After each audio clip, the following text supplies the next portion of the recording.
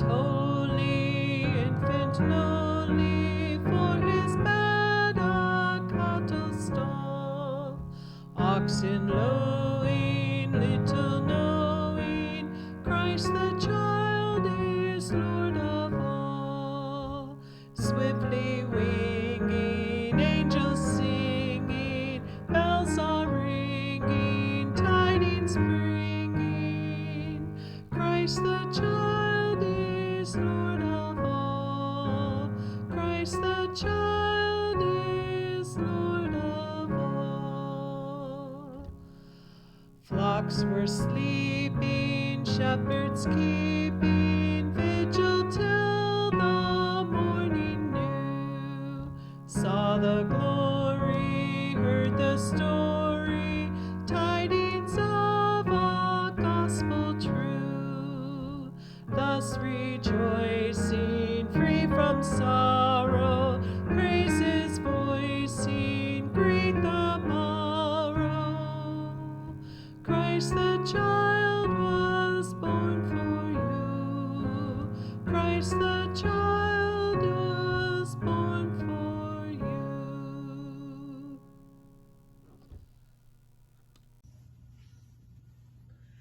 This first Christmas poem reminds us that Christmas is a symbol of Jesus' never-ending love for us, and that we will find him wherever we seek him. If you look for me at Christmas, by an unknown author. If you look for me at Christmas, you won't need a special star. I'm no longer just in Bethlehem. I'm right there where you are. You may not be aware of me amid the celebrations. You'll have to look beyond the stores and all the decorations. But if you take a moment from your list of things to do and listen to your heart, you'll find I'm waiting there for you. You're the one I want to be with. You're the reason that I came, and you'll find me in the stillness as I'm whispering your name. Love, Jesus. This next poem is one of my favorites. The sentiment is that Jesus is the real light of Christmas and the light of the whole world. The Light of Christmas by Margaret Cagle. We bring in the Christmas season with beautiful Christmas lights. They shine forth across our cities throughout the season's nights. Many look forward to celebrating this wonderful time of year by decorating their homes with lights to spread some Christmas cheer. We string lights on Christmas trees, on wreaths hanging here and there. Lights adorn many, many decorations. We see pretty lights everywhere. Jesus is the real light of Christmas. He's the light of the whole world today. He died on the cross for our sins. He's the truth, the light, the way. May we all find a way to be the light of Jesus this day and every day. From all of us here at Trinity, we wish you a very Merry Christmas and a happy, healthy, and prosperous New Year.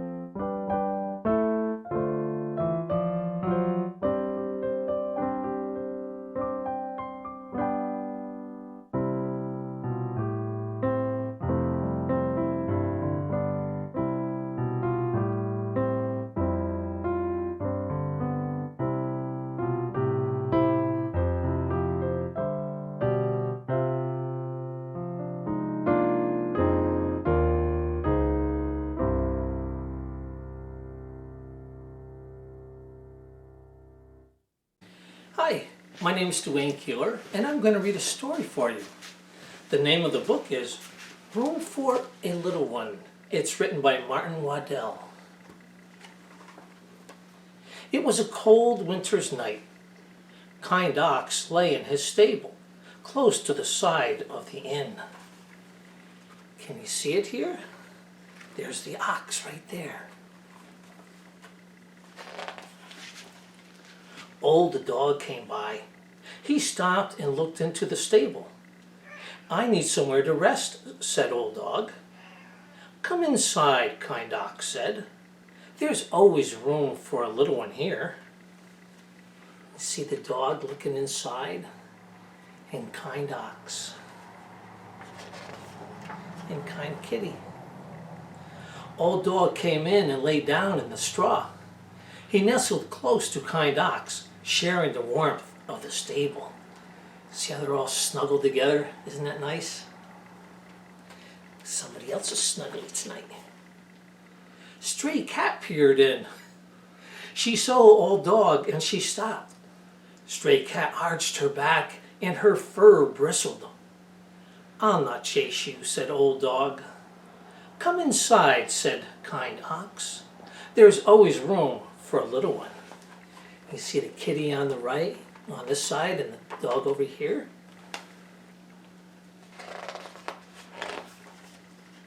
Stray Cat came into the stable. She curled up in the straw, close to the friend she had found, purring and twitching her tail. Curled up right next to the dog. That's so nice.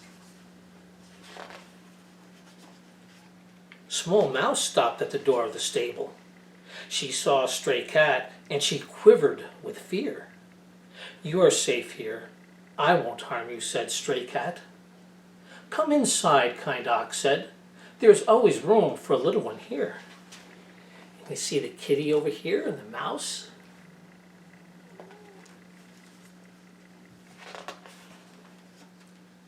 Small Mouse scurried in. She nestled down warm in the straw, in the peace of the stable. And they're all gathered together, nice and warm in friendship. Then Tired Donkey came. Joseph led him along. Mary rode on Tired Donkey's back. Joseph was cold and Mary was weary, but there was no room at the inn. There's Mary and Joseph, the donkey over here.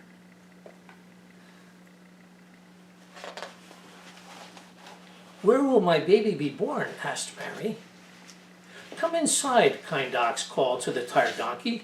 There's always room for a little one here. And you see, Donkey's going to go inside.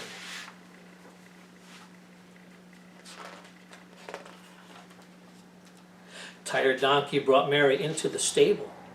Joseph made her a warm bed in the straw to save her from the cold of the night. You see Joseph and Mary down below over here, nice and warm in the stable.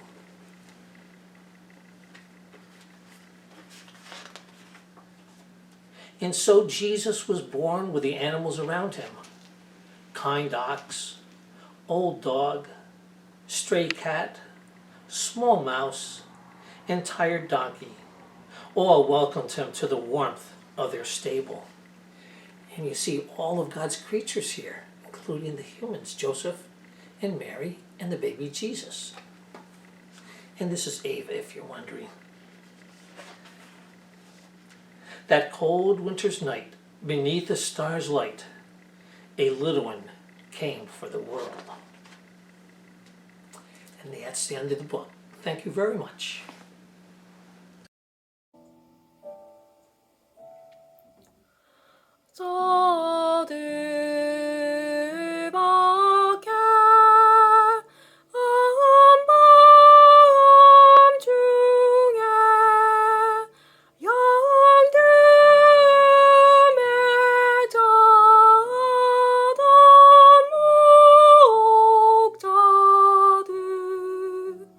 천사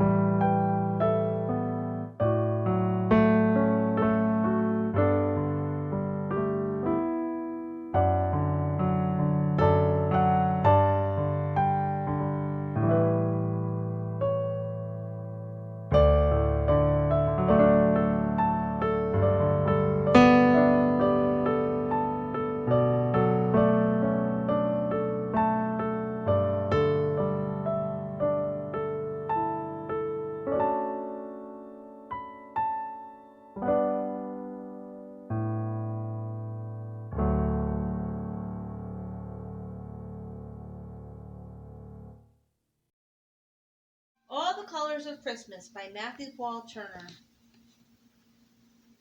Christmas is red. It's a shiny new sled. It's candy canes and toy store lanes. It's sprinkles on sweet bread. It's packages with bows and Rudolph's bright red nose. It's pictures drawn and dressed up lawns. It's warm mittens when it snows.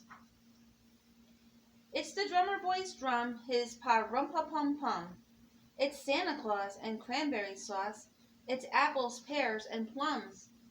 It's presents that we send to family and to friends.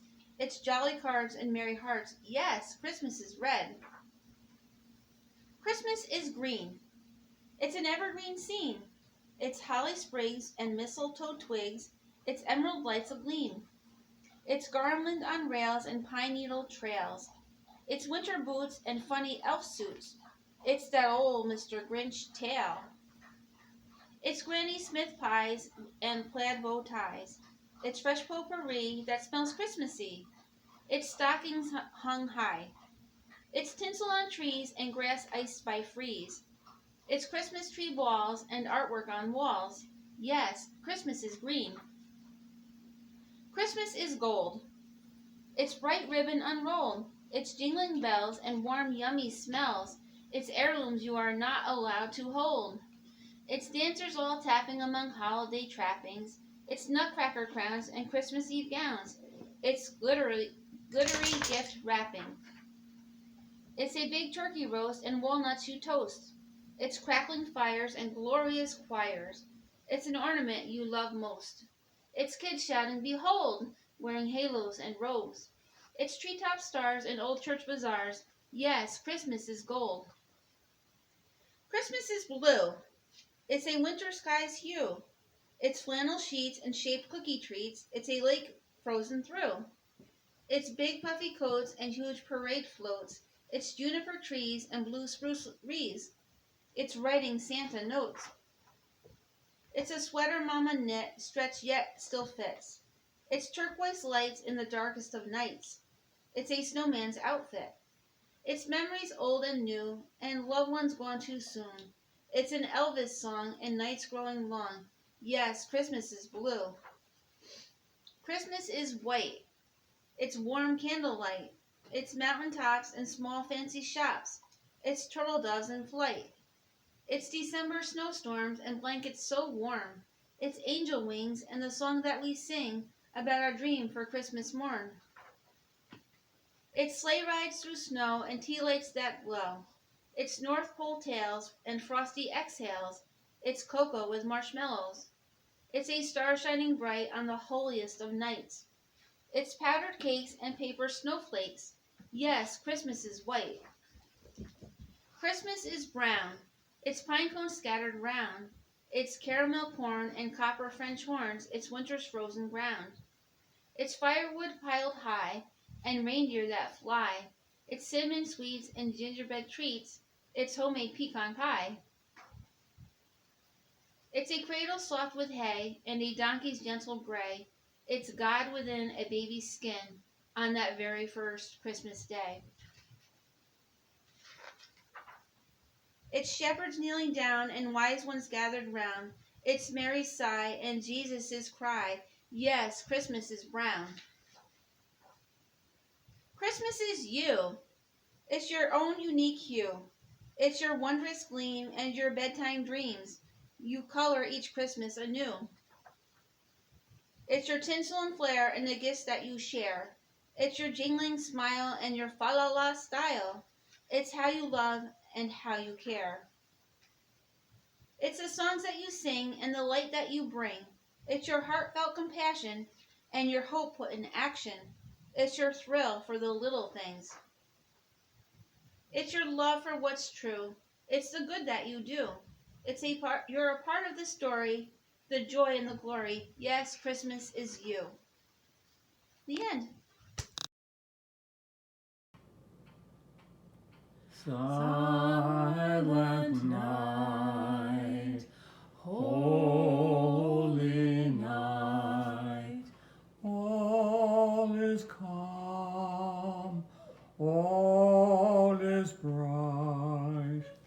Round yon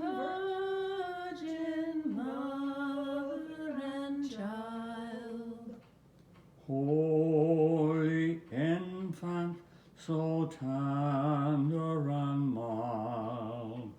Sleep in heavenly peace. Sleep in heavenly peace. Silent night, holy night, Son of God, love's pure light, radiant beams from thy holy face. With the dawn of redeeming grace, Jesus Lord at your birth, Jesus Lord at your birth.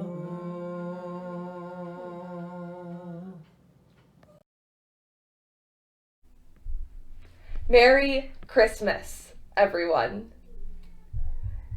It has been such a blessing to be able to worship and get to know and be in community with all of you at the Tri-County Lutheran Parish.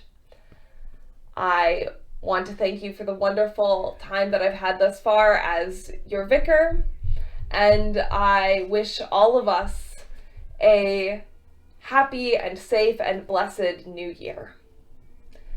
On this day where we celebrate the Christ child's birth, God dwelling with us as Emmanuel, I will sing one of my favorite Christmas hymns, one which I think has fantastic theology behind it.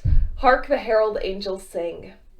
I love this song because I think it really gets to the point, to one of the many points of Christmas, that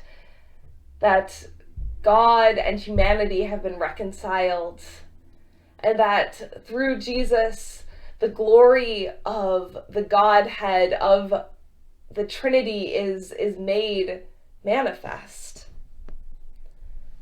And so let us sing with the angels and with the church on earth this day. Let us sing praises to the Christ child who has been born.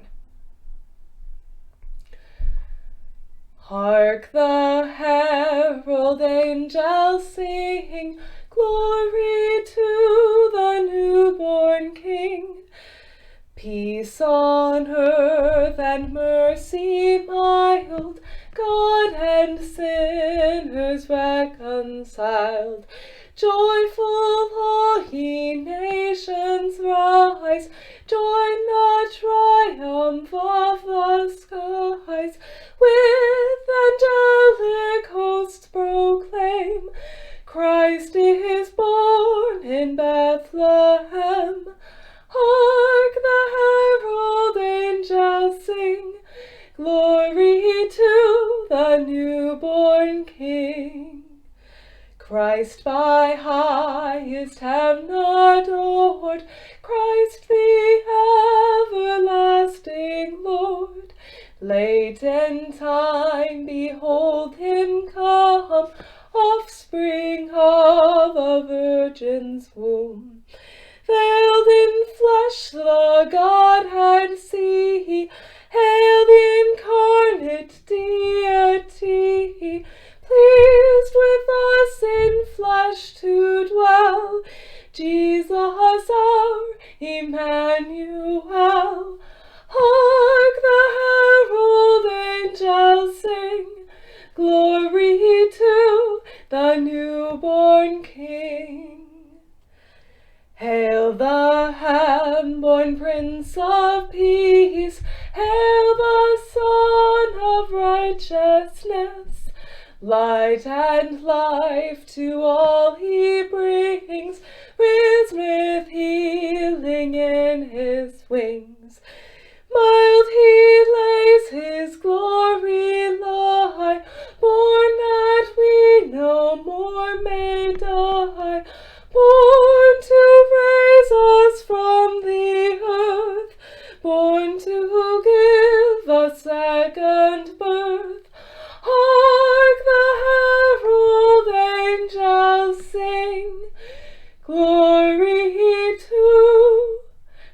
newborn King.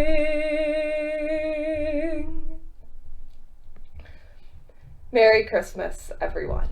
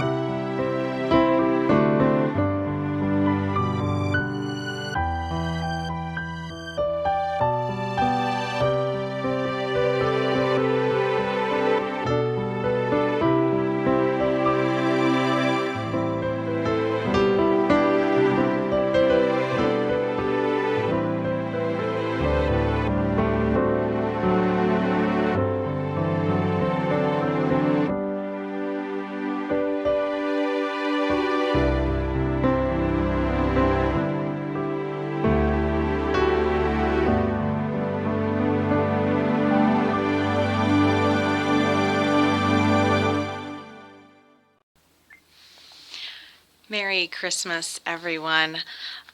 I wanted to share with you a story that I absolutely love. Ever since Ellie was little, I've read it to her. I remember reading it when I was in elementary school, and it's called The Best Christmas Pageant Ever by Barbara Robinson. Obviously, I can't read the whole thing, so I'm going to share with you some snippets from the story to hopefully tie it all together, but I will read the entirety of the last chapter because, well, you'll see when I get there. But it's a story about how, as much as we try to have the perfect event for Christmas or for anything in our lives, sometimes things just happen, and the story is told in a different but more meaningful way. So if you haven't read the book, I highly recommend it. If not, I would like to share with you the story of the best Christmas pageant ever and the wacky hijinks of the Herdman family. The Herdmans were absolutely the worst kids in the history of the world. They lied and stole and smoked cigars, even the girls, and talked dirty and hit little kids and cussed their teachers and took the name of the Lord in vain, and set fire to Fred Shoemaker's old, broken-down tool house. They were just so all-around awful, you could hardly believe they were real. Ralph, Imogene, Leroy, Claude, Ollie, and Gladys. 6 skinny, stringy-haired kids, all alike, except for being different sizes and having different black and blue places where they had clonked each other. My mother's friend, Miss Phillips, was a social service worker, and she tried to get some welfare money for the Herdmans, so Mrs. Herdman could just work 1 shift instead of 2 at the boot factory, and maybe spend some more time with her children. But Mrs. Herdman wouldn't do it. She liked the work, she said. "It's not the work," Miss Phillips told my mother, "and it's not the money. It's just that she'd rather be at the shoe factory than shut up at home with that crowd of kids." She sighed. I can't say I blame her. So the Herdmans pretty much looked after themselves. Ralph looked after Imogene, and Imogene looked after Leroy, and Leroy looked after Claude, and so on down the line. The Herdmans were like most big families. The big ones taught the little ones everything they knew. And the proof was that the meanest herdman of all was Gladys, the youngest. We figured they were headed straight for hell by way of the state penitentiary until they got themselves mixed up with the church and my mother and our Christmas pageant. Mother didn't expect to have anything to do with the Christmas pageant except to make me and my little brother Charlie be in it. We didn't want to. And to make my father go and see it. He didn't want to. But then she got stuck with the whole thing when Mrs. Armstrong fell and broke her leg. And then the Herdmans found out about all the snacks at church and showed up hungry just in time to be cast in the Christmas pageant, taking all the main roles, much to the irritation of my friend, Alice Wendelkin. Everybody came that year to the Christmas pageant just to see what the Herdmans would do. On the night of the pageant, we didn't have any supper because Mother forgot to fix it. My father said that was all right. Between Mrs. Armstrong's telephone calls and the pageant rehearsals, he just didn't expect supper anymore. When it's all over, he said, we'll go someplace and have hamburgers. But Mother said when it was all over, she might want to go someplace and hide. We've never once gone through the whole thing, she said. I don't know what's going to happen. It may be the first Christmas pageant in history where Joseph and the wise men get in a fight and Mary runs away with the baby. She might be right, I thought, and I wondered what all of us in the angel choir ought to do in case that happened.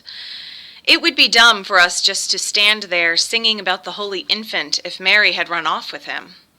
But nothing seemed very different at first. There was the usual big mess all over the place, baby angels getting poked in the eye by other baby angels' wings, and grumpy shepherds stumbling over their bathrobes. The spotlight swooped back and forth and up and down till it made you sick to your stomach to look at it. And as usual, whoever was playing the piano pitched Away in a Manger so high we could hardly hear it, let alone sing it. My father says Away in a Manger always starts out sounding like a closet full of mice. But everything settled down, and at 7:30 the pageant began. While we sang Away in a Manger, the ushers lit candles all around the church, and the spotlight came on to be the star. So you really had to know the words to Away in a Manger, because you couldn't see a single thing. After that, we sang 2 verses of O Little Town of Bethlehem, and then we were supposed to hum some more O Little Town of Bethlehem while Mary and Joseph came in from a side door. Only they didn't come right away, so we hummed and hummed and hummed, which is boring and also very hard, and before long doesn't sound like a song at all, more like an old refrigerator. I knew something like this would happen, Alice Wendelkin whispered to me. They didn't come at all. We won't have any Mary and Joseph, and now what are we supposed to do? I guess we would have gone on humming till we all turned blue, but we didn't have to. Ralph and Imogene were there all right, only for once they didn't come through the door pushing each other out of the way. They just stood there for a minute, as if they weren't sure they were in the right place. Because of the candles, I guess, and the church being full of people. And they looked like the people you see on the 6 o'clock news, refugees sent to wait in some strange, ugly place with all their boxes and sacks around them. It suddenly occurred to me that this was just the way it must have been for the real Holy Family. stuck away in a barn by people who didn't much care what happened to them. They couldn't have been very neat and tidy either, but more like this Mary and Joseph. Imogene's veil was cockeyed as usual, and Ralph's hair stuck out all around his ears. Imogene had the baby doll, but she wasn't carrying it in the way she was supposed to, cradled in her arms. She had it slung up over her shoulder, and before she put it in the manger, she thumped it twice on the back. I heard Alice gasped, and she poked me. "I don't think it's very nice to burp the baby Jesus," she whispered, as if he had colic. Then she poked me again. "Do you suppose he could have had colic?" I said, "I don't know why not." And I didn't. He could have had colic, or been fussy or hungry, like any other baby. After all, that was the whole point of Jesus, that he didn't come down on a cloud like something out of Amazing Comics, but that he was born and lived, a real person. Right away, we had to sing "While Shepherds Watched Their Flocks by Night," and we had to sing very loud, because there were more shepherds than there were anything else, and they made so much noise, banging their crooks around like a lot of hockey sticks. Next came Gladys, from behind the angel choir, pushing people out of the way and stepping on everyone's feet. Since Gladys was the only one in the pageant who had anything to say, she made the most of it. "Hey, unto you a child is born," she hollered, as if it was, for sure, the best news in the world. And all the shepherds trembled, sore afraid, of Gladys mainly, but it looked good anyway. Then came 3 carols about angels. It took that long to get the angels in because they were all primary kids, and they got nervous and cried and forgot where they were supposed to go and bent their wings in the door and things like that. We got a little rest then, while the boys sang "We Three Kings of Orient Are," and everybody in the audience shifted around to watch the wise men march up the aisle. "What have they got?" Alice whispered. I didn't know, but whatever it was heavy. Leroy almost dropped it. He didn't have his frankincense jar either, and Claude and Ollie didn't have anything, although they were supposed to bring the gold and the myrrh. "I knew this would happen," Alice said for the second time. "I bet it's something awful." "Like what?" "Like a burnt offering. You know the Herdmans, they like to burn things." Well, they did burn things, but they hadn't burned this yet. It was a ham, and right away I knew where it came from. My father was on the Church Charitable Works Committee. They gave away food baskets at Christmas, and this was the Herdman's food basket ham. It still had the ribbon around it saying "Merry Christmas."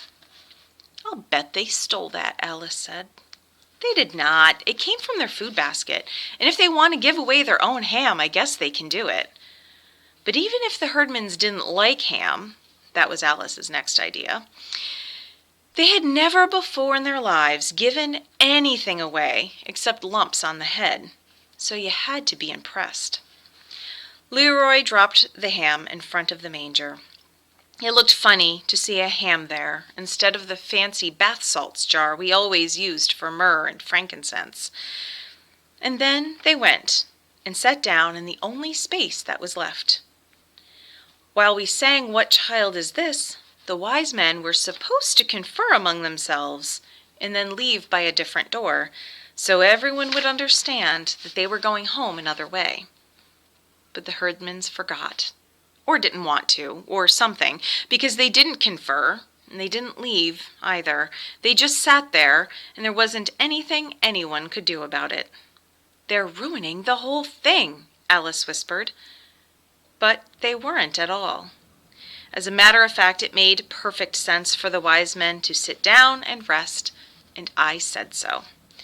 They're supposed to have come a long way. You wouldn't expect them to just show up, hand over the ham, and leave. As for ruining the whole thing, it seemed to me the Herdmans had improved the pageant a lot just by doing what came naturally, like burping the baby, for instance, or thinking a ham would make a better present than a lot of perfumed oil. Usually by the time we got to Silent Night, which was always the last carol, I was fed up with the whole thing and couldn't wait for it to be over. But I didn't feel that way this time. I almost wished for the pageant to go on with the herdmans in charge to see what else they would do that was different. Maybe the wise men would tell Mary about their problem with Herod, and she would tell them to go back and lie their heads off. Or Joseph might go with them and get rid of Herod once and for all. Or Joseph and Mary might ask the wise men to take the Christ child with them, figuring that no one would think to look there. I was so busy planning new ways to save the baby Jesus that I missed the beginning of Silent Night. But it was all right, because everyone sang Silent Night, including the audience. We sang all the verses too, and when we got to Son of God loves pure light, I happened to look at Imogene, and I almost dropped my hymn book on a baby angel. Everyone had been waiting all this time for the herdmans to do something absolutely unexpected, and sure enough, that was what happened. Imogene Herdman was crying. In the candlelight, her face was all shiny with tears, and she didn't even bother to wipe them away. She just sat there, awful old Imogene in her crookedy veil, crying and crying and crying. Well, it was the best Christmas pageant we ever had. Everybody said so, but nobody seemed to know why. When it was over, people stood around the lobby of the church talking about what was different this year. There was something special, everyone said, but couldn't put their finger on what. Mrs. Wendelkin said, well, Mary, the mother of Jesus, had a black eye. That was something special, but only what you might expect, she added. She meant that it was the most natural thing in the world for a herdman to have a black eye, but actually nobody hit Imogene, and she didn't hit anyone else. Her eye wasn't really black either, it was all puffy and swollen. She had walked into the corner of the choir robe cabinet in a kind of daze, as if she had just caught on to the idea of God and the wonder of Christmas. And this was the funny thing about it all. For years I'd thought about the wonder of Christmas and the mystery of Jesus' birth, and never really understood it. But now, because of the herdmans, it didn't seem so mysterious after all. When Imogene had asked me what the pageant was about, I told her it was about Jesus, but that was just part of it. It was about a new baby and his mother and father who were in a lot of trouble. No money, no place to go, no doctor, nobody they knew. And then, arriving from the east, like my uncle from New Jersey, some rich friends. But Imogene, I guess, didn't see it that way. Christmas just came over her all at once, like a case of chills and fever. Afterward, there were candy canes and little tiny testaments for everyone, and a poinsettia plant for my mother from the whole Sunday school. We put the costumes away and folded up the collapsible manger, and just before we left, my father snuffed out the last of the tall white candles. I guess that's everything, he said as we stood at the back of the church. All over now. It was quite a pageant. Then he looked at my mother. What's that you've got? It's the ham, she said. They wouldn't take it back. They wouldn't take any candy either, or any of the little Bibles.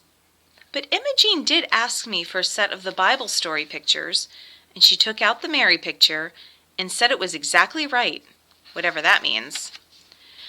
I think it meant that no matter how she herself was, Imogene liked the idea of the Mary in the picture, all pink and white and pure looking, as if she never washed the dishes or cooked supper or did anything at all except have Jesus on Christmas Eve. But as far as I'm concerned, Mary is always going to look a lot like Imogene Herdman, sort of nervous and bewildered, but ready to clobber anyone who laid a hand on her baby. And the wise men are always going to be Leroy and his brothers, bearing ham. When we came out of the church that night, it was cold and clear, with crunchy snow underfoot and bright, bright stars overhead. And I thought about the angel of the Lord, Gladys, with her skinny legs and her dirty sneakers sticking out from under her robe, yelling at all of us, everywhere, "Hey, unto you a child is born." Merry Christmas, ho, ho, ho, everybody, and God bless everyone.